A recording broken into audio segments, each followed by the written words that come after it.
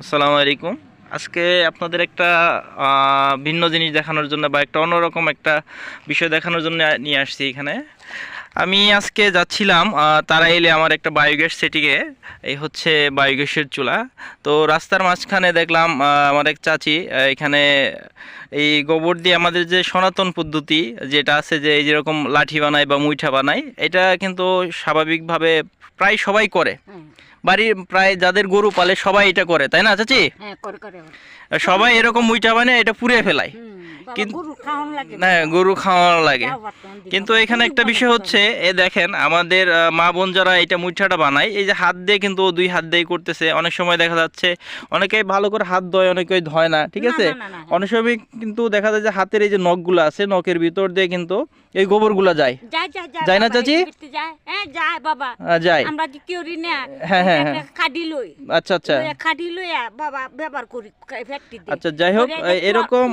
হ্যাঁ হ্যাঁ হ্যাঁ, আচ্ছা আচ্ছা আচ্ছা, এটা আপনি করেন, অনেকে হয়তো বা করেন অনেক সময়, ঠিক আছে? আচ্ছা, আমার ভিডিও করার উদ্দেশ্য হচ্ছে আমাদের যে মা বোনরা এরকম করে মুইঠা বানান, তারা অবশ্যই আপনার দেখা যাচ্ছে মুইঠা বানাইতেছেন, এখান থেকে যাওয়ার পরে আপনার বাড়িতে রান্নাবান্না করবেন বা বাচ্চারে বা পরিবারের মানুষকে খাবার দাবার দিবেন।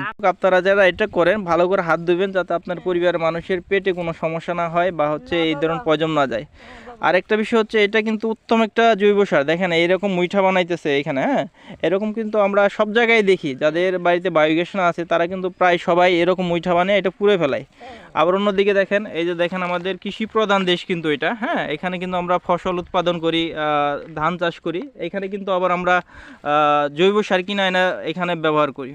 একদিকে দেখা যাচ্ছে আমরা এটা মুইঠা বানিয়ে পুড়ে ফেলতেছি, আরেকদিকে আমরা জৈব টাকা দিয়ে জৈব সার কিনে আনতেছি আর কি। আচ্ছা, যাই হোক, আপনারা যদি একটা বায়োগ্যাস প্ল্যান করেন তাহলে হবে কি, যারা গরু লালন পালন করেন তাদের কিন্তু এরকম রাস্তার মধ্যে এসে এগুলো মুইঠা বানাইতে হবে না। আপনারা এই যে দেখতেছেন যে চুলা, এটা কিন্তু বায়োগ্যাসের চুলা, বায়োগ্যাসের পাইপ। আপনার বাসায় যখন একটা বায়োগ্যাস প্ল্যান করবেন তখন কিন্তু এই গরুর গোবরগুলা আপনার প্ল্যান্টে দিয়ে দিবেন, এবং হচ্ছে এই প্ল্যান্টে গ্যাস উৎপাদন হবে। গ্যাস হওয়ার পরে যে গোবরটা থাকবে এটা জৈব সার হিসেবে জমিতে ব্যবহার করতে পারবেন। এবং হচ্ছে এইরকম চুলায় আপনারা রান্নাবান্না করতে পারবেন। আপনার বাড়িতে যে সিলিন্ডার রান্নাবান্না করেন বা যে সিলিন্ডার ব্যবহার করেন যেভাবে, এভাবে ব্যবহার করতে পারবেন।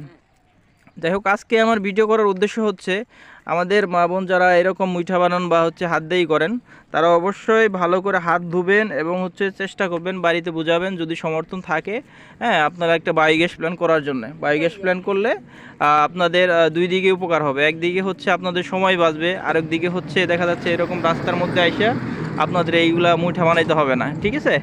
তো আজকের মতো এখান থেকে বিদায় নিচ্ছি। দেখা হবে নতুন কোনো বিষয় নিয়ে আপনাদের সাথে। চাচি তাহলে ভালো থাকবেন, হ্যাঁ, আর অবশ্যই ভালো করে হাতটা ধুইবেন, আর আমার নাম্বার দেওয়া থাকবে। ঠিক আছে ঠিক আছে ঠিক আছে, জি জি জি, হ্যাঁ হ্যাঁ, এভাবেই করবেন, ঠিক আছে? ঠিক আছে চাচি, ভালো থাকেন, হ্যাঁ। যাই হোক দর্শক, আপনাদের কাছ থেকে বিদায় নিচ্ছি। দেখা হবে নতুন কোনো বিষয় নিয়ে। আসসালামু আলাইকুম ওয়া রাহমাতুল্লাহ।